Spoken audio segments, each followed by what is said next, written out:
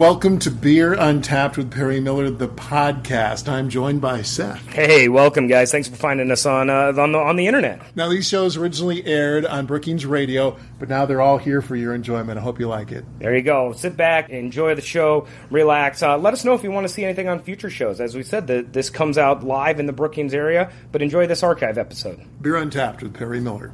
Welcome to Beer Untapped with Perry Miller.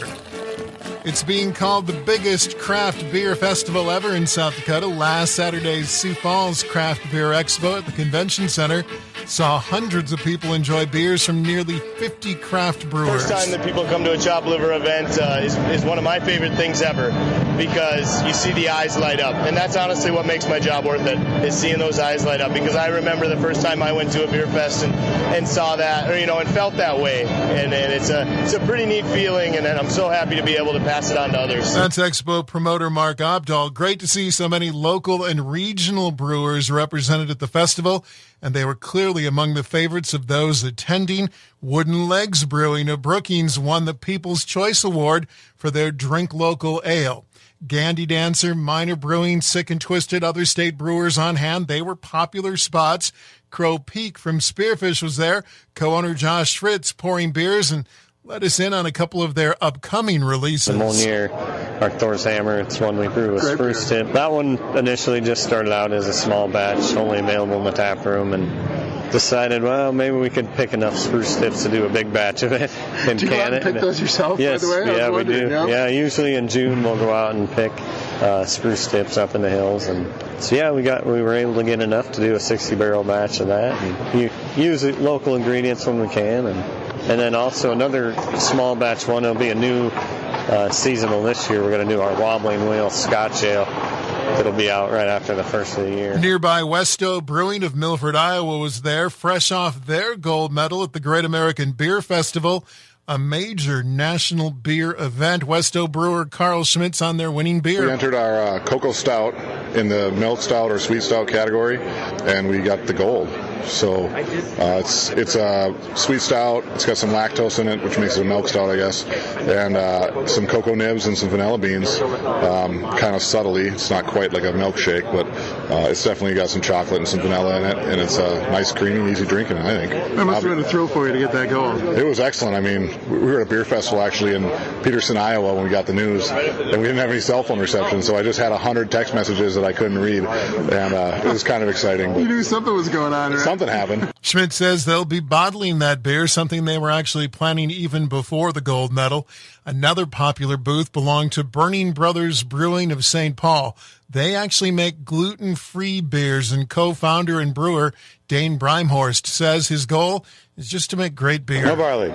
People who do enzyme treatments, they're never really truly gluten-free. We provide beer that's safe for celiacs. I have celiac myself, and so even our brewery, we do not allow our employees to bring in their own lunches unless they're certified gluten-free.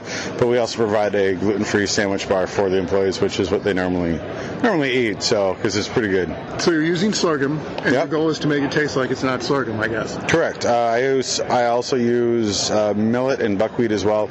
So we put out a lot of our specialty beers in the tap room right now, and we kind of bounce it off our customers to see which ones we're going to put in the market next. And so we do everything from a coffee strong ale, Belgian style, to imperial stout, blackstrap molasses IPA, and our flagship Pyro. The Sioux Falls Craft Beer Expo, I thought it was an extremely well-run event. I can't wait for next year. Coming up, oak, smoke, and folk, and more as Beer Untapped continues. Beer.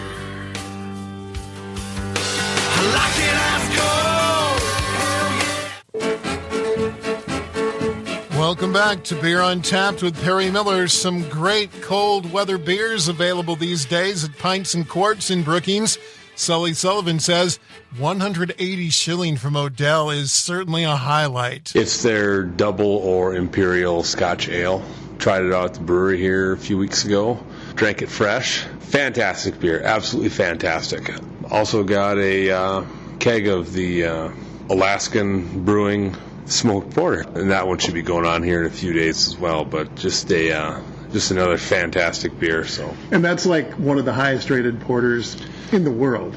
if not the highest rated porter in the world. And the Mike Tap Handle Beer of the Week at Pints and Quarts, another top-rated beer, this one from New Belgium. Their Lips of Faith series, the La Terror, or the Earth, or the Dirt, I guess, would be the English translation, but it's just a fantastic blonde sour. If you like a sour beer, this one's really good. I get notes of apricot and caramel with a pretty heavy sour finish on it, a little bit clean and dry, but it's really good. I'm actually having some right now. How sour is it? You pucker a little bit. Pretty sour, but it's crisp and refreshing. It's really good. At Brookings Liquor Store Beer Guide, Drew Eklund fills us in on a couple of new offerings. From Twisted Pine. It's called La Petite Saison. It's $8.99 a 4-pack. It's a little stronger in flavor than most Saisons. It's got a nice bready, spicy, fruity flavor, a little bit of heat to it. The next one is from Central Waters. It's called Headless Heron, the barrel-aged pumpkin. It's $6.99 for a bomber. It's got nice bourbon sweetness to it. Spices of nutmeg, cinnamon, ginger, cloves.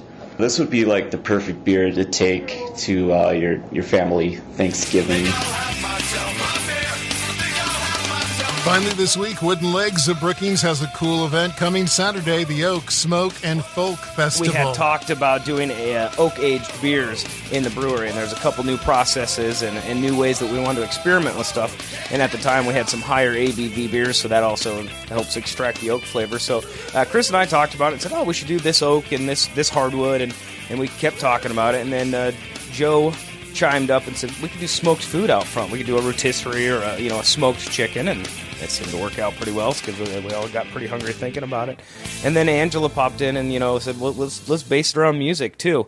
And I'd been working with the Tinderbox on a different project, and we had Kayla Tingle also we were talking about some other projects and doing some local music, and it literally all kind of fell together in about a 15-minute conversation. We said, well, let's do oak-aged beers, smoked food, and folk music. And we all looked at each other and thought, well, this sounds too good to work. That's Seth Koch. He fills us in on the beers they've aged on wood. St. Isidore is a Belgian strong ale, so it's got a 10.8% ABV, has a real forward character in the Belgian style, but we thought it'd be really cool to pair that with red oak. Red oak always has kind of this mellowing component, and the red oak has really blended that down. I mean, it just a real treat throughout the entire drink. Brutal Maiden was our 7% brown ale. We thought it'd be really cool to take some hardwood maple and put it in the Brutal Maiden. So the Brutal Maiden's been sitting with some hardwood maple and has extracted some of those woodsy and still kind of sweet maple flavors out of it.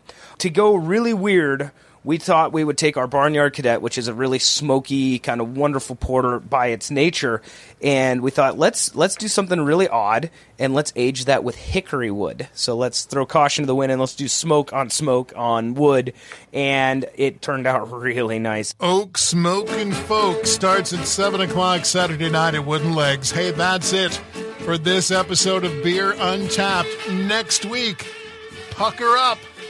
Time for sours. Until then, drink local and drink responsibly.